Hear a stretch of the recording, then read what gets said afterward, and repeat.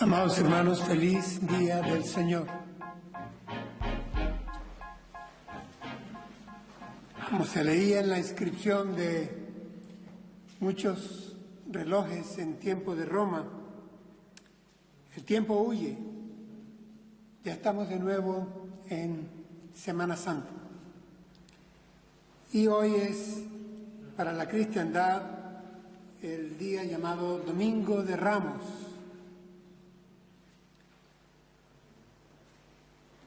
He escogido para nuestra reflexión bíblica un pasaje narrativo al respecto que se encuentra en realidad en los 4 evangelios, pero tomé el escrito por Marcos, capítulo 11, versículos del 9 al 11. Solamente 3 versículos voy a leer para ustedes. Escogí Dios habla hoy. Dice así la palabra.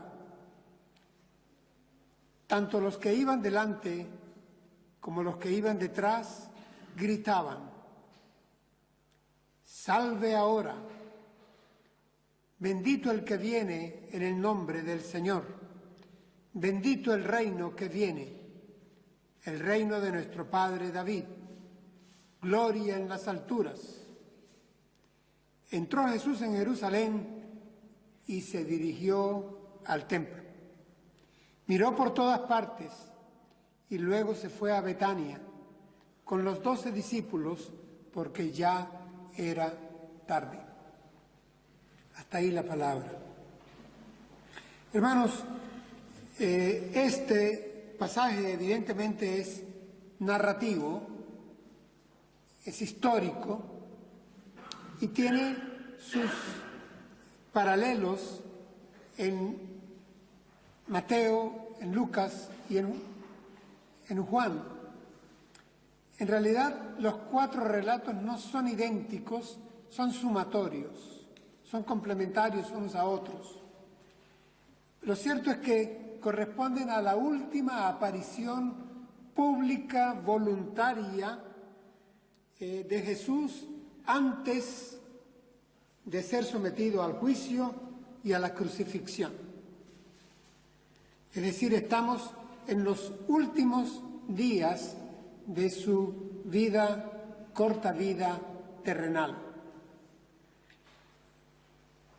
El Señor viene de Betania y de poco tiempo se ha enfrentado a una situación especial que le dolió mucho, que le llevó al llanto, según la narración, y fue la muerte de un querido amigo llamado Lázaro. Pero lo resucitó al 4º día, y esto causó movimiento en el ambiente jerosolimitano que ya estaba cercano a la Pascua, a extremo de que nos dice la Escritura, nos dicen los Evangelios, que los fariseos y el Sanedrín planearon matarlo. Y hubo un complot que se armó para acabar con su vida y aún con la de Lázaro. Es decir, el Señor viene de una situación de dificultad dolorosa y viene ya de viaje, terminando su viaje para entrar en Jerusalén. La separación entre Betania y Jerusalén no era más de unos 10 kilómetros. Y hay una pequeña colina al acercarse a la ciudad. Y dice que al ver desde allí la ciudad, el Señor volvió a llorar. Y esta vez lloró por la ciudad. Le dolía Jerusalén. Jerusalén, Jerusalén, que matas a los profetas y a los que te son enviados. ¿Cuántas veces quise juntar tus hijos como la gallina junta sus polluelos debajo de sus alas y no quisiste? Esta vez voy a ti, este es el día de tu visitación y ni cuenta te vas a dar de que soy yo el que te está visitando. Esta es la situación del Señor y de su corazón antes de entrar ya a puertas de la Jerusalén.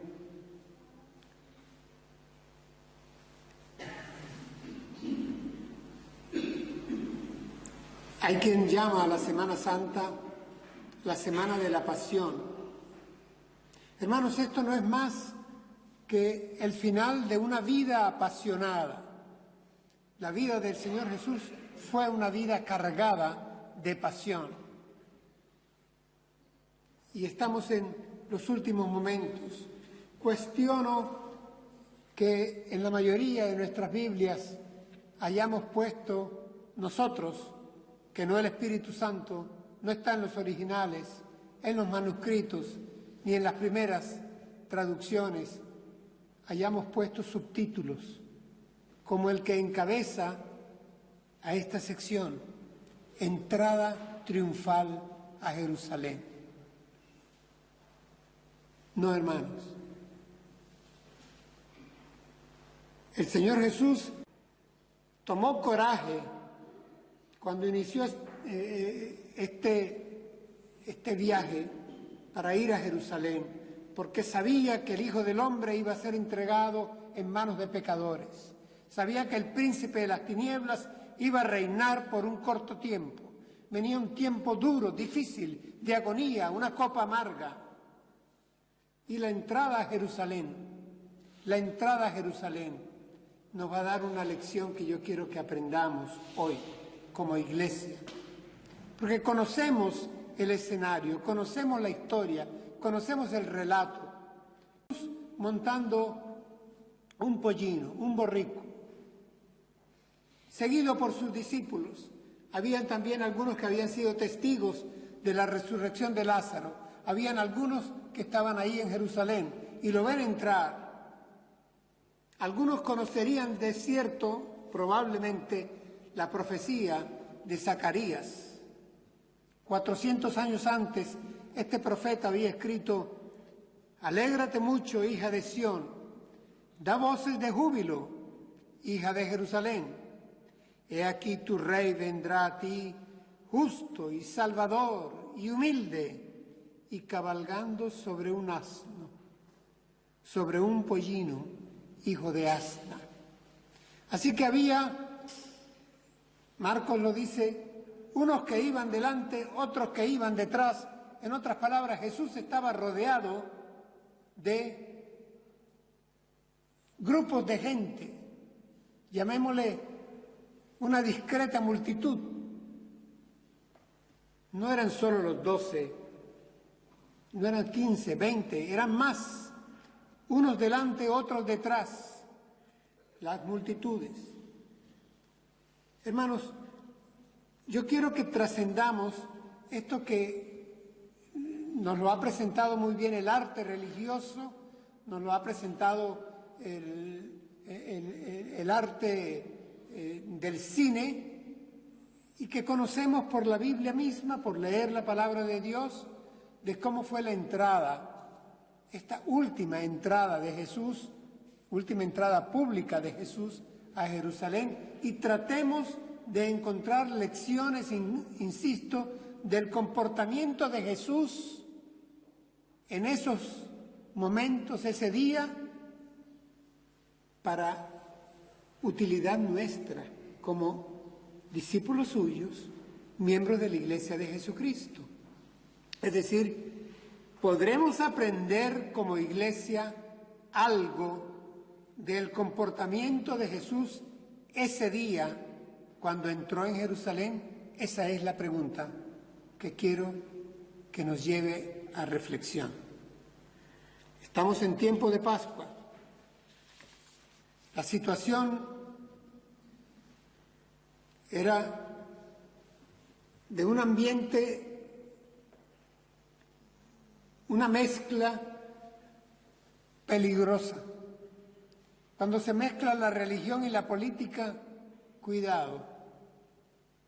Y aquí estaba aconteciendo esto. Había tiempo de Pascua, pero la Pascua era una celebración religiosa que recordaba una liberación de parte de Dios, pero liberación con un alto contenido político. Y esto había marcado al pueblo judío. Y ahora ver el cumplimiento de una profecía mesiánica, se prestaba el momento y las circunstancias para que hubiera una posible confusión en el pueblo. Y la confusión era la de que vendría una liberación, esperaban a un Mesías. La Escritura dice que los que estaban delante y los que venían detrás gritaban. ¿Qué gritaban, hermanos? Reina Valera dice, Hosanna. ¿Qué quiere decir Hosanna en hebreo? Hosanna quiere decir salve ahora. Salve ahora. Reina Valera dice Hosanna, es el vocablo hebreo. Su traducción, salve ahora. Miren, esta gente lo que estaba era repitiendo un salmo. El Salmo 118, versículos 25 y 26, lo leo para ustedes en Reina Valera. Oh Jehová, sálvanos ahora, te ruego. Te ruego, oh Jehová, que nos hagas prosperar ahora. Bendito el que viene en el nombre de Jehová. Desde la casa de Jehová os bendecimos. Noten dos cosas, salve y ahora. Hermanos, primera lección que debemos aprender. Cuidado con los inmediatismos.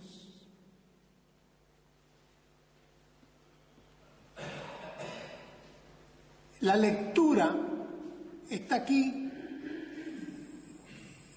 se presta para que si este pueblo no hace, o estos discípulos no hacen una adecuada interpretación hermenéutica de la profecía de Zacarías o del Salmo,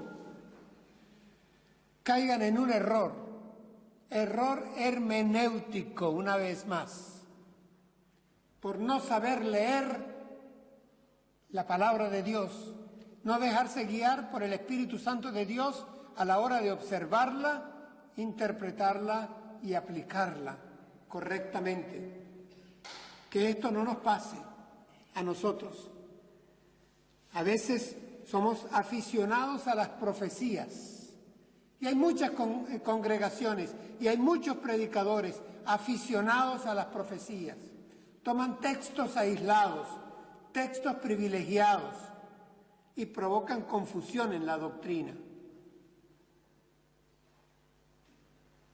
En este caso, estos hombres, discípulos y no discípulos, testigos y no testigos, estaban cantando un salmo. Y el salmo se lo estaban cantando esta vez a la persona correcta, pero estaban haciendo una aplicación equivocada. Que esto no nos pase a nosotros. Estaban alterando la naturaleza del Mesías y la naturaleza del reino de Dios, del reino mesiánico. Miren, yo no estoy aquí especulando. Leamos qué era el canto. Tanto los que iban delante como los que iban detrás gritaban, salve ahora, bendito el que viene en el nombre del Señor, bendito el reino que viene. Y para precisarlo más, el reino de nuestro padre David. Hosana en las alturas. El término hosana, si es dedicado a Dios, es gloria.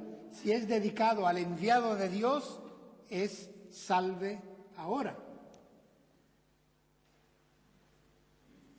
Miren ustedes cómo, hermanos, se puede dar una confusión en la palabra cuando no se hace una justa y adecuada interpretación de ella y luego la aplicación. Puede ser un desastre. Yo insisto en que existe en las iglesias una dualidad peligrosa y quiero advertir como pastor a esta iglesia. Hermanos o hermanas que no quieren estudiar, aplicarse a la hermenéutica y que son fieles y apasionados de la escatología. Les gustan las profecías, les gusta el Apocalipsis, les gustan ciertos pasajes de Daniel, les gusta anunciar el futuro, pero no les gusta estudiar el cómo se observa, se interpreta y se aplica la palabra de Dios, la ciencia hermenéutica. Y este dualismo de mala hermenéutica con alta escatología es frecuente en el pueblo de Dios hoy día. Allá han salido más de uno haciendo el ridículo y arrastrando cantidades, hablando de últimos tiempos, segunda venida, fin del mundo. Y pasan entonces hasta por los medios de comunicación y se burlan de todos nosotros, de la cristiandad, y los medios de comunicación, la mayoría controlados por agnósticos, por ateos, materialistas, se burlan de la palabra, nos meten en una misma licuadora y hacen daño al mensaje y a la iglesia. Aficionados a la escatología, ignorantes de la historia e ignorantes de una hermenéutica sana. Cuidado con esto y aprendamos lección. Segunda lección.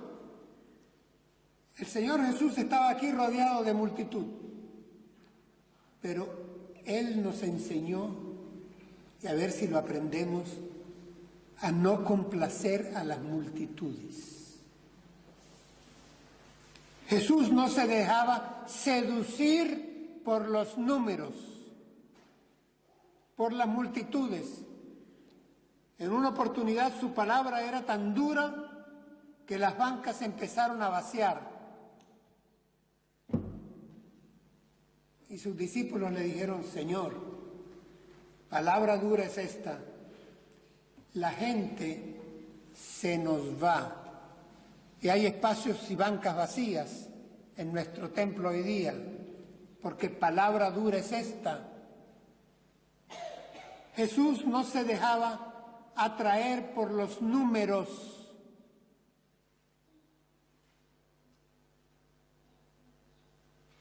En una oportunidad se volvió a encontrar que la multitud venía tras él y les dijo: me buscan porque ayer les di de comer, no porque quieran oír la palabra de Dios.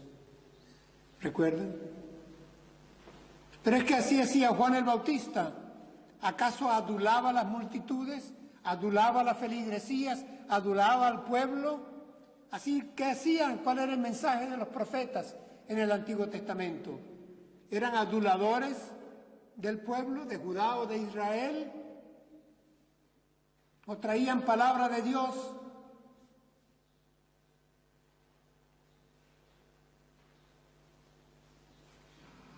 Jesús no estaba entrando en Jerusalén para darse un baño de multitudes, no. Cuando veía las multitudes, en una oportunidad, dice, y tuvo compasión de ellas, porque andaban como ovejas sin pastor. Que aprendamos esta lección también. No nos dejemos, hermanos, seducir por las bancas llenas, por las multitudes, porque haya muchos que quieran hacerse miembros de la iglesia, o porque nos den aplausos en algún lugar donde demos una conferencia. No, hermanos, no nos dejemos seducir por las multitudes. El apóstol Pablo escribe una carta donde dice: si yo quisiera agradar a los hombres, ya no sería siervo de Cristo. Creo que ahí tenemos lección. Un dato histórico, y lo busqué, Flavio Josefo, el gran historiador judío, lo afirma y lo relata. Este salmo, esta profecía,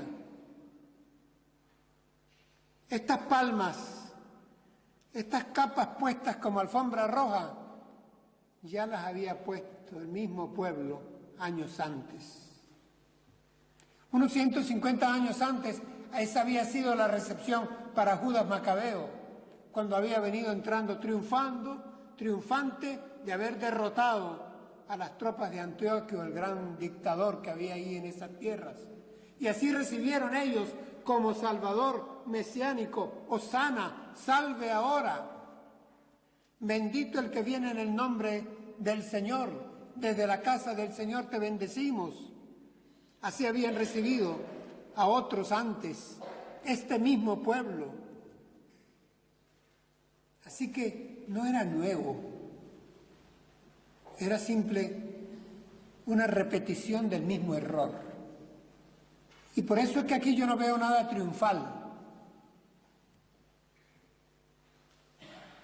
El gran triunfo de esta entrada es que la profecía se cumplía, por fin de verdad. Este episodio es mesiánico, por eso es glorioso. Pero este episodio, en la confusión del pueblo, en el error en que estaba el pueblo, con esa expectativa por un líder nacionalista, político, militar, al estilo de la familia Macabeo, eso llevó a la decepción. 4 o 5 días después, este mismo pueblo está gritando: crucifícale, crucifícale. ¿Y saben qué? Así son los pueblos. En unas elecciones votan por uno y 4 años después votan por otro. Aarón le dice a Moisés: tú conoces al pueblo, su corazón es engañoso, es inclinado al mal. Así que triste y que no hagamos nunca nuestro aquel refrán de que la voz del pueblo es la voz de Dios. No, la voz de Dios es la voz de Dios. Y usualmente el pueblo se equivoca, y los pueblos usualmente se equivocan. Y las multitudes no son sinónimo de virtud. Usualmente se comportan más inmoralmente que los hombres o las mujeres aislados. Debemos de tener cuidado con las multitudes, y creo que esta es una lección para nosotros.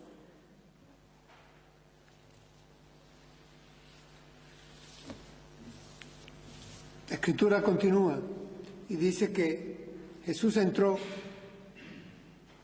en Jerusalén y se dirigió al templo. Miró por todas partes y luego se fue a Betania con los 12 discípulos, porque ya era tarde. Entró en Jerusalén y se dirigió al palacio de Herodes, se dirigió al fortín militar de Pilato, se dirigió al templo. Yo quiero que aquí tomemos una lección, ampliando con lo que nos narran los otros evangelios. Jesús, el Señor Jesús, en Jerusalén, sabiendo que son escasos días, horas las que tiene, una de las cosas que hizo en el templo fue sanear el templo. Lección para nosotros, hermanos: sanear nuestro templo, sanear el templo, revisar el templo. Malaquías 3:1 lo había advertido varios siglos antes. Leo para ustedes: y vendrá súbitamente a su templo el Señor a quien vosotros buscáis. Se cumple la profecía. Llega el Señor a su templo, súbitamente, pero encuentra que su casa de oración, la casa de oración del Padre, la han transformado, dice la Escritura, en una cueva de ladrones.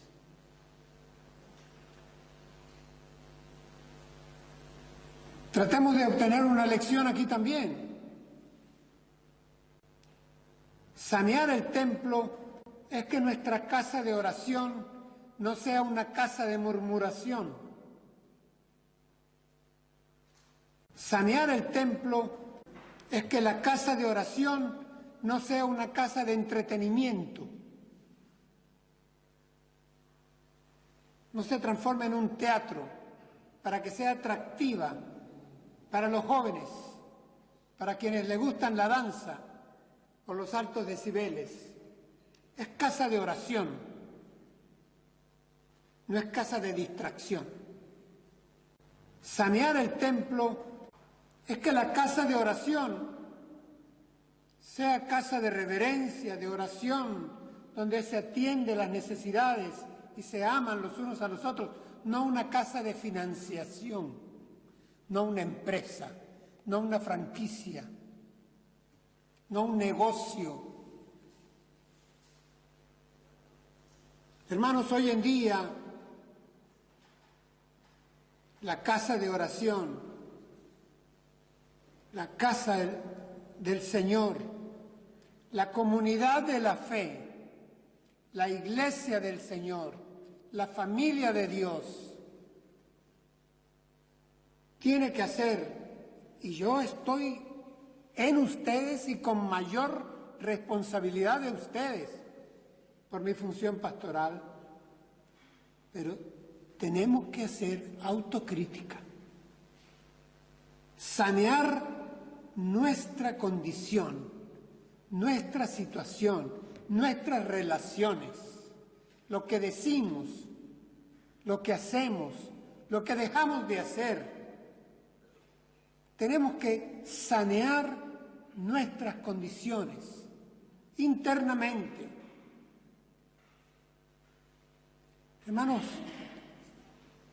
yo aquí no estoy hablando por mí mismo. El Señor Jesús dijo, el juicio empieza por casa.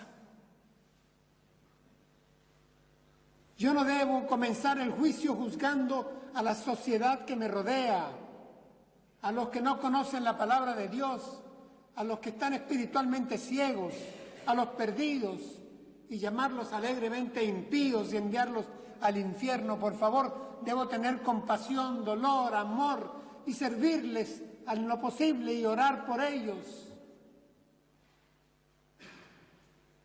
Así que una lección es atender el templo, atendernos a nosotros como templo del Espíritu Santo, atender la casa de Dios, sanear la casa de Dios. Eso hizo el Señor, fue a ver el templo. Y también dice que miró por todas partes y luego se fue a Betania con los 12 porque ya era tarde. Miró por todas partes en Jerusalén. En Jerusalén, tiempo de Pascua, la población de la ciudad se triplicaba. Pero el Señor miró por todas partes a Jerusalén. Ahora ya lo sabíamos, pero yo lo que les invito para que tomemos lección del pasaje, para que lo hagamos nuestro y la palabra de Dios nos sea útil hoy, aquí en Amposta, 2019, comienzo de Semana Santa, revisemos nuestra Jerusalén. Miremos nuestra Jerusalén, nuestra sociedad, nuestras familias, nuestros vecinos. ¿En qué anda? ¿Qué piensa nuestra Jerusalén? ¿De qué se ocupa nuestra Jerusalén, nuestra sociedad? Con orgullo llevamos nuestros gentilicios. Bueno, nuestros conciudadanos, ¿en qué están? ¿De qué manera podemos darles a ellos el mensaje de la Pascua, el mensaje de Semana Santa? Ayer veía en un noticiero que dice que en toda la costa mediterránea los españoles están mirando al cielo, pero no porque sea Semana Santa, sino para ver el clima, a ver qué tal les va para las reservaciones hoteleras y las playas. En esto está nuestra Jerusalén. Y nosotros tenemos que estudiar nuestra Jerusalén. Hermanos, y les advierto, como pastor y como hombre ya entrado en años, que los medios de comunicación están viciados. Los medios de comunicación son parciales. Los medios de comunicación obedecen a objetivos, están comprados, están vendidos, seleccionan los materiales que nos quieren dar, exageran unos, ignoran otros. Así que para estudiar nuestra Jerusalén tenemos que vivir la encarnación. Y vivir la encarnación es con los ojos de hijo de Dios, de hija de Dios, de hijos de Dios, con nuestros oídos, con nuestro sensorio, palpar nuestro vecindario, nuestra ciudad, y al ver la televisión, las noticias, al leer el diario, al ver las fiestas, al oír, tomar información lo más directa posible, lo más variada posible, para ser objetivos lo más que sea posible. Porque les voy a decir algo más, algunos medios de comunicación no es que estén viciados, es que ya son viciosos. Y nos comunicamos más con ellos que con la palabra de Dios y con nuestro Padre Celestial.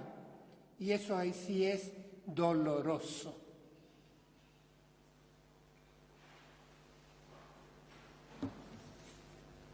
Al final, dice que el Señor Jesús se fue a Betania con los 12 discípulos porque ya era tarde. Así terminó esta entrada que nosotros nos atrevimos a llamar triunfal y agregarlo a las Biblias. En una oportunidad, revisando los sermones, la predicación de un domingo de Ramos desde este púlpito la llamé Domingo de Dolores.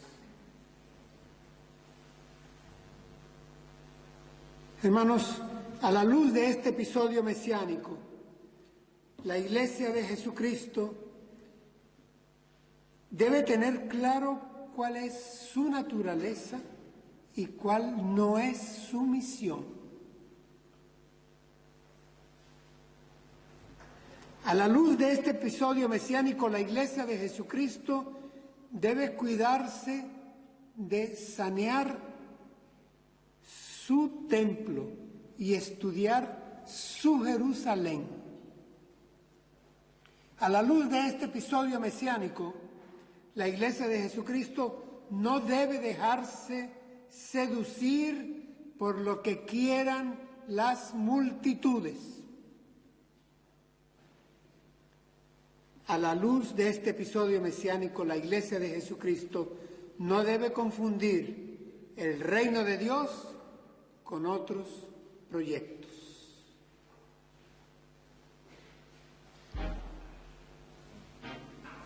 Sea nuestra reflexión sobre este pasaje en este día útil para que la apliquemos hoy en nuestras vidas. Demos gracias al Señor por su palabra.